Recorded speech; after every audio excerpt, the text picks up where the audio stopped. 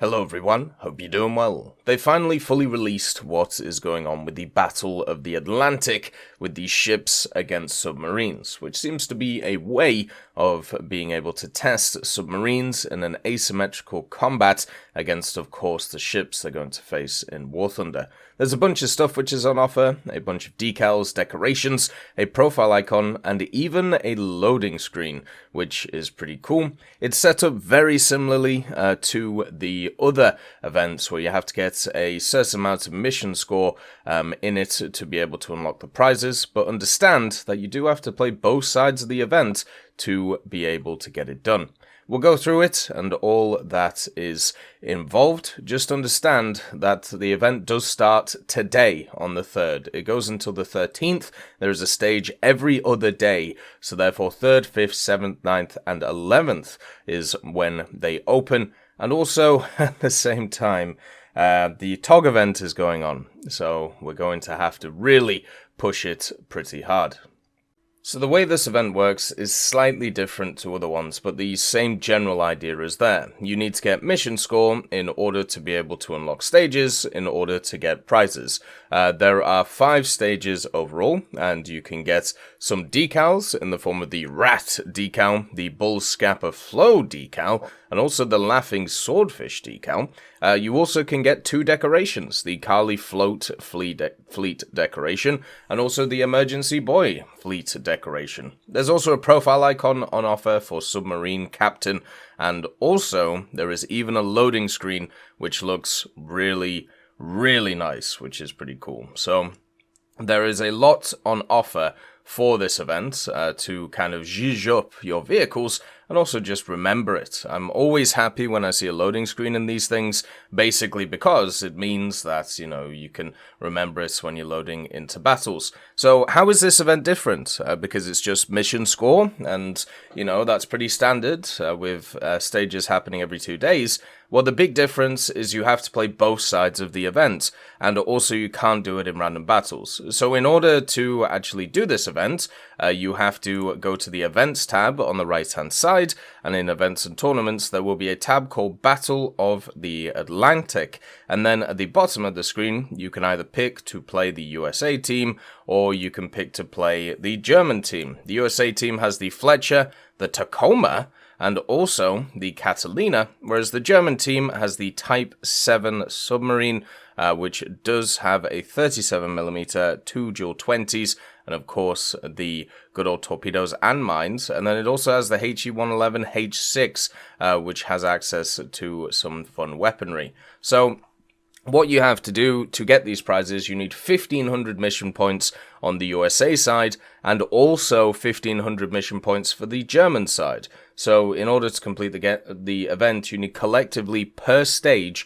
3,000 mission score, but half of it from each side, which is a way of promoting people playing both sides, and I kind of like that idea. It's something that we haven't really seen too much, and overall, it's something that is actually pretty cool. And at the same time, the other problem that these events used to have, such as World War II Chronicles, is everybody would just flock to one side of it because that was the power side, and there wasn't this restriction of, oh, well, you have to get X amount of score on each sides. So now, with the vehicles being given to you, so, you don't have to have ground them out, and also with the fact that you have to play both sides to complete it, I think there should be a bit more balanced gameplay, which is pretty cool, instead of just one team being stacked against the other one. There'll obviously be people who don't care about the event, and they'll just be there to play the better side, which happens a decent amount, but hopefully it isn't too bad. So basically you have one side which is on the offensive, and then also you have one side on the defensive. One thing to also mention is you can buy the stages, by the way, so it's exactly the same as the TOG event in that setup. If you don't have time to do the TOG event, you can purchase it. If you don't have time to do the naval event, you can purchase it too. The naval event is actually half the price of the TOG event, by the way. The TOG event is 999 GE for each of the stars, and you need to get 6 of them, whereas the Battle of the Atlantic, there's 5 stars available, and they're only $4.99, so you can actually get stuff a lot cheaper. You can also purchase these up to the 16th of November if you feel like it, which is quite good. So then, as I said, you have two sides. You have the attacking side, which is the Germans, and then you have the defending side, which is the Americans. I feel like it would have been nice to have a few other nations involved in this. Mainly, I mean, Britain, obviously, they were quite a large part of the Battle of the Atlantic, but as a test to see how submarines do, I suppose it isn't that bad. It isn't something which, you know, is going to go on too far. Maybe if they do this event in the future and they've added more submarines or they've added, you know, more stuff like this, maybe then we could see stuff like that. On the attacking side, it says for a submarine to attack, it'll need to be on the surface or at the depth of its periscope. Look for targets through binoculars or with the periscope and identify.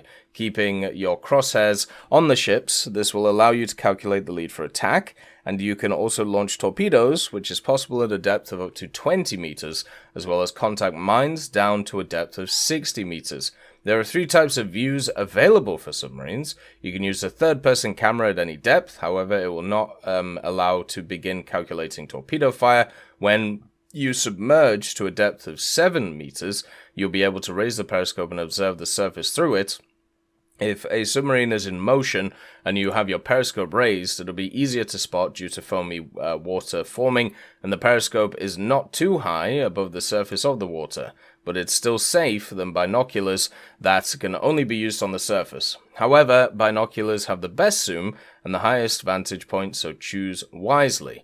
So also remember the amount of noise emitted by a submarine, so it looks like they've added that in. The higher the speed, the higher the noise level, and a stationary submarine can only be detected when in close proximity, while a submarine at a depth below 60 cannot be detected at all, but also can't fire torpedoes. Maybe it'll just go under and hit the cargo ships with the mines. So defending-wise, you obviously have the Tacoma, you have the Fletcher, and of course you have the PBY, which is pretty cool. The idea is you have depth charges, you have guns, you have torpedoes, and also ramming, I suppose, against the submarines. Having accumulated the required amount of spawn points, you can also get into the PBY, the good old Catalina, to be able to throw down torpedoes on the enemy, which is pretty cool. And also, at the same time, the defenders can detect enemy submarines both visually, for example at longer ranges if it's on the surface, or if it has its periscopes raised, as well as with the help of special equipment. Using a hydrophone will allow you to obtain the bearing and approximate distance to a submarine based on sound but not depth. The faster the enemy submarine speed is, the greater distance at which it can be detected. At a short distance around the ship, sonar works. It can detect a submarine at depths down to 60 meters and will show you its silhouette. So they are adding in ways for you to be able to see the submarines which are around the place. I'm sure there'll be a meta and how to play this one and get the most score and everything. I'm going to give it a go over the next period of time, and hopefully you do too. It should be a fun little event, as always, in War Thunder, and also it's just testing new mechanics. If they decide to add in events like this, or event vehicles like this to test new mechanics, I'm always down for it. Very similar to the F4... or the FJ4B VMF they did back in the day, which was the first vehicle that had AGMs, and they definitely ironed out a few kinks with those, with that event vehicle. Enjoy the events and get cracking into it, just like the TOG one, and as always, I hope you have a wonderful day, and I'll see you next time.